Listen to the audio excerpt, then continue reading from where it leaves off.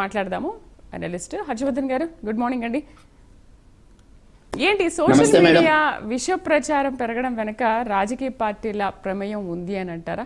ఎందుకు సోషల్ మీడియాలో పదే పదే ఇలాంటి ఫేక్ ప్రచారాలు ఎందుకు సృష్టిస్తున్నారు? అసలు ఎప్పుడో జరిగిన దానికి ఆల్రెడీ ఒక కంక్లూజన్ కూడా ఇచ్చారు, క్లారిటీ ఇచ్చారు ఇది ఏంటి అనే విషయం పైన. మళ్ళీ దాన్ని పదే పదే ఎందుకు ముందుకు తీసుకొస్తున్నారు? కేవలం ప్రజల దృష్టిని మళ్లించడానిక, రాజకీయ లబ్ధి పొందడానికి అంటారా? నమస్తే మేడం. ముందుగా మీకు సహచర ప్యానల్ సోదరులందరికీ, ప్రైమ్ 9 వీక్షకులందరికీ అందరికీ నా నమస్కారాలు తెలియజేస్తున్నాను. భారత్ మాతాకి జై. ఒక చిన్న నానుడి ఉంటుంది మేడం, మనకి నిజం చెప్పులేసుకుని బయటకు వచ్చేలోపు అబద్ధం ప్రపంచం అంతా చుట్టొస్తుంది అని ఒక నానుడు. ఆ రకంగా ఏంటంటే ఈ రోజుల్లో వాళ్ళకి ఎవరైతే నచ్చరో వాళ్ళ మీద చేసే దుష్ప్రచారాలు, విష ప్రచారాలని మనం ఇప్పుడు ముద్దుగా ఫేక్ ప్రచారాలు అని చెప్పుకుంటున్నాము. ఇది వివిధ కాలాల్లో వివిధ రకాలుగా ఉండేది. మీరు కనుక గమనిస్తే ఒకప్పుడు పార్లమెంట్ లో ఇందిరాగాంధీ గారిని వాజ్పేయి గారు అపర దుర్గా అని చెప్పి కీర్తించారు అనే ఒక ఇది, అంటే క్రెడిట్ ని ఓన్ చేసుకోవటం, చెప్పని మాటల్ని కూడా చెప్పారు అంటాం. ఇది ఒకప్పుడు పేపర్ల రూపంలో ఉండేది, తర్వాత టీవీల్లో న్యూస్ ఛానల్ ఇటువంటి వాటికి వచ్చింది. సరే, ఇప్పుడు సోషల్ మీడియా రూపంలో విశృంఖలంగా ఈ భూతం అనేది కట్టలు తెంచుకుని వచ్చింది. దీనికి ఏ రాజకీయ పార్టీ అతీతం కాదు. ఏ రాజకీయ పార్టీ, అది తెలుగుదేశం కావచ్చు, వైఎస్ఆర్సీపీ కావచ్చు, వేరు పార్టీలు కావచ్చు, ఆఖరికి బీజేపీ, కాంగ్రెస్లు కూడా ఇందులో ఖచ్చితంగా కీ రోల్ పోషిస్తూనే ఉంటాయి. ఇందాక మన వైఎస్ఆర్సీపీకి సంబంధించిన సోదరులు ఒక ఆయన మా పార్టీకి సంబంధించిన అఫీషియల్ హ్యాండల్స్ ఎవరైనా పెట్టారా అన్నారు. కరెక్ట్ మాట చెప్పారు. కాకపోతే ఏంటంటే ఈ పెట్టే వాళ్ళందరూ వైసీపీ అభిమానులే. అలాగే తెలుగుదేశం నుంచి కొన్ని వస్తాయి, తెలుగుదేశం నుంచి పెట్టేది కూడా ఖచ్చితంగా తెలుగుదేశం అభిమానులే. బీజేపీ నుంచి వచ్చిన బీజేపీ అభిమానులే ఉంటారు, జనసేన నుంచి వచ్చినా సరే అలా ఉంటారు. కొన్ని ఇప్పుడు గతంలో జరిగిన కొన్ని ఫేక్ ప్రచారాలు చాలా సరదాగా ఉంటాయి. వాటిని మనం ఒక్క మాట గుర్తు తెచ్చుకుందాం. ఆపరేషన్ గరుడ అంటూ శివాజీ గారు వచ్చారు. బీజేపీ ఆంధ్రప్రదేశ్ నాశనం చేసేస్తోంది, బీజేపీ అసలు సర్వనాశనం చేసేస్తుంది ఆంధ్రప్రదేశ్ ని అంటూ ఒక ఫేక్ ప్రచారం అప్పట్లో టీవీల్లో తెగ చేశారు. ఇది సోషల్ మీడియాలో తెగ హల్చల్ అయిపోయింది. నరేంద్ర మోడీ గారికి ఆంధ్రప్రదేశ్ అంటే అత్యంత కోపం అన్నట్టు ప్రచారం చేశారు. ఉన్నట్టుండి ఇప్పుడు దాని మీద ఎటువంటి విచారణ లేదు. శివాజీ గారు కరెక్టా లేదంటే బీజేపీ కరెక్టా? నరేంద్ర మోడీ గారికి ఆంధ్రప్రదేశ్ మీద శత్రుత్వం ఉన్నదా లేదా? దీన్ని ఎవరు తేల్చరు. ఎందుకంటే ఒక కాలం గడిచిపోయింది, అప్పటి అవసరం తీరిపోయింది. అప్పటి బీజేపీ మీద లేదంటే వేరు వ్యక్తుల మీద విష ప్రచారం చేయాలి అనుకున్నారు, చేసేశారు, అదైపోయింది. కాసేపు వైఎస్ఆర్సీపీ దగ్గరికి వద్దాం. 2019 ఎలక్షన్స్ అప్పుడు ఏంటంటే శ్రీ జగన్మోహన్ రెడ్డి గారు ఘర్ వాపసీ అయ్యారు అనే ఒక రకమైన కొన్ని వీడియోలు సోషల్ మీడియాలో తెగ ప్రచారం చేసేవాళ్ళు. ఇంతకీ దాని మీద ఇప్పటి వరకు వైఎస్ఆర్సీపీ వాళ్ళు కానీ లేదంటే జగన్మోహన్ రెడ్డి గారు కానీ క్లారిటీ ఇవ్వలేదు. ఆయన గర్వాప్సీ అయ్యారా అవ్వలేదా? అదే పీరియడ్ లో గౌరవ ముఖ్యమంత్రి అప్పట్లో చంద్రబాబు నాయుడు గారి మీద అనుకుంటాను, నాకు సరిగ్గా గుర్తులేదు, తప్పైతే నన్ను కరెక్ట్ చేయండి, తిరుమల తిరుపతి దేవస్థానంలో ఉన్న పింక్ డైమండ్ ను కొట్టేశారు, పింక్ డైమండ్ నాశనం చేసేశారు అంటూ కొన్ని విష ప్రచారాలు చేశారు. అదేమన్నా జరిగిందా? అవన్నీ అబద్ధ ప్రచారాలు. ఈ అబద్ధ ప్రచారాలకు తోడు కొన్ని విష ప్రచారాలు ఉంటాయి. ఉదాహరణకు అవేంటంటే సభ్య సమాజం కూడా తలదించుకునేది. గౌరవనీయులు నారా లోకేష్ గారి మాతృమూర్తి గురించి, గౌరవనీయులు భారతి గారి గురించి, ఇటువంటి వాళ్ళ గురించి విష ప్రచారాలు చేశారు. ఈ విష ప్రచారాలకి ఇదేంటంటే పార్టీలకు మాత్రమే అతీతం కాదు. ఇది మీరు గనక గమనిస్తే దేశ రక్షణ లేదా దేశ భద్రత, దేశ అభివృద్ధి ఇటువంటి వాటిల్లో కూడా కొంతమంది కావాలనే ఇటువంటి విష ప్రచారాలు చేస్తూ ఉంటారు. మీరు గమనిస్తే ఇక్కడ ఉన్న సహచర ప్యానల్ అందరూ, మీరు ప్రేక్షకులు కూడా తెలుస్తూ ఉంటుంది. ఆదాని మీద హిండెన్బర్గ్ అని ఒక వ్యవస్థ అసత్య ఆరోపణలు చేసి కొన్ని వేల కోట్ల భారతీయ సంపద, ఆదాని సంపద నష్టమయ్యేట్టు చేశారు.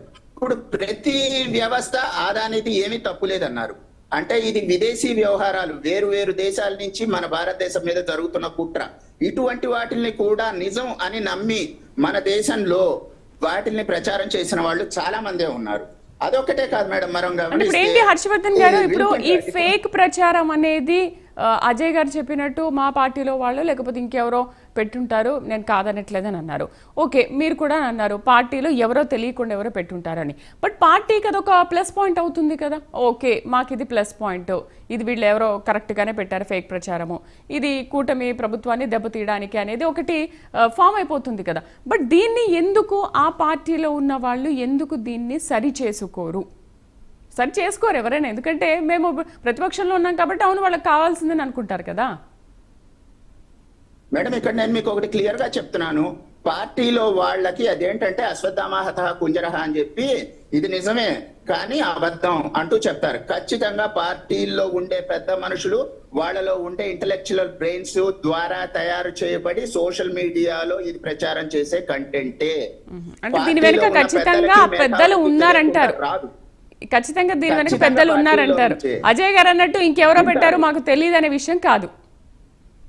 అది బహిరంగంగా చెప్పే మాట, అంతర్లీనంగా వాళ్ళకి తెలుసు అది చేయించేది వాళ్లే. ఓకే, ఖచ్చితంగా వాళ్లే మేడం. ఒక ఉదాహరణ చెప్తాను. ఇప్పుడు రాజధాని మునిగిపోతుంది అని చెప్పి ఒక ప్రభుత్వ ఉద్యోగి సిద్ధార్థి సుభాష్ చంద్రబోస్ అనే వ్యక్తి పెట్టాడు. అతని మీద చర్యలు తీసుకున్నారు, వెంటనే చర్యలు తీసుకున్నారు. ఇటువంటి చర్యలు తీసుకోవటం కోసం ఐదర్ సుమోటోగా లేదంటే ఎవరో ఒకళ్ళు కంప్లైంట్ ఇచ్చి ప్రభుత్వ వ్యవస్థలు ఎందుకని సత్వరంగా పని చెయ్యవు? ఎందుకంటే ఈ ప్రభుత్వంలో ఉండే కొన్ని లొసుగులు ఆ గత ప్రభుత్వం వాళ్ళ దగ్గర ఉంటాయి, ఆ గత ప్రభుత్వం వాళ్ళది ఇప్పటి ప్రభుత్వం దగ్గర ఉంటాయి. వీళ్ళకి ఉంటాయి కొన్ని ఫేక్ ప్రచారాలు వీళ్ళు ఎంజాయ్ చేస్తూ ఉంటారు కూర్చొని, బ్యాక్ ఎండ్ లో కూర్చొని. ఫేక్ ప్రచారము లేదా విష ప్రచారము అని తెలిసినప్పుడు సత్వరంగా ప్రభుత్వము అధికారంలో ఉన్నప్పుడు ఆయా పార్టీలు ఎందుకు వెంటనే వాటి మీద తీసుకోవు? ఒక చిన్న ఉదాహరణ చెప్తాను మేడం. ఇప్పుడు ఒక చిన్న ఉదాహరణ చెప్తాను.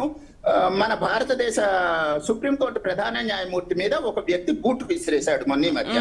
బూట్ విసిరేస్తే దానికి సంబంధించి ఎటువంటి సంబంధము లేని ఆర్ఎస్ఎస్ వాళ్ళు ఈ బూట్లు విసిరేయించారు అని చెప్పి దాచేపల్లిలో షేక్ షరీఫ్ అనే ఒక ఇండిపెండెంట్ కౌన్సిలర్ ప్రెస్ మీట్ పెట్టి మరీ చెప్పాడు. దాని మీద కొంతమంది వెళ్లి కంప్లైంట్లు ఇవ్వటం కూడా జరిగింది. ఇప్పటి వరకు దాని మీద ఎటువంటి చర్యలు తీసుకోలేదు. అతను చెప్పింది నిజమైతే నిరూపించాలి. ఎస్, ఆర్ఎస్ఎస్ తప్పుది అని అతను నిరూపించాలి. నిరూపించకపోతే అతను చేసిన ఇది తప్పు అని చెప్పి అతను ప్రజలకు క్షమాపణ చెప్పాలి. నా ఇష్టం తాంబూలాలు ఇచ్చాను తన్నుకు చావండి అని చెప్పి నా ఇష్టం వచ్చిన మాట నేను సోషల్ మీడియా నాకు ఫ్రీనే కాబట్టి నేను సోషల్ మీడియాలో లేదంటే ప్రెస్ మీట్ పెట్టి నేను వదిలేసేస్తాను, మీ ఇష్టం మీరు తన్నుకు చావండి అంటూ వదిలేస్తూ ఉంటే ఈ విష ప్రచారాలని అడ్డుకోవటం కోసం ప్రభుత్వ యంత్రాంగం ఏ పని చేస్తోంది? చట్టాలు ఉన్నాయి, వాటిని ఎందుకు అమలు పరచట్లేదు?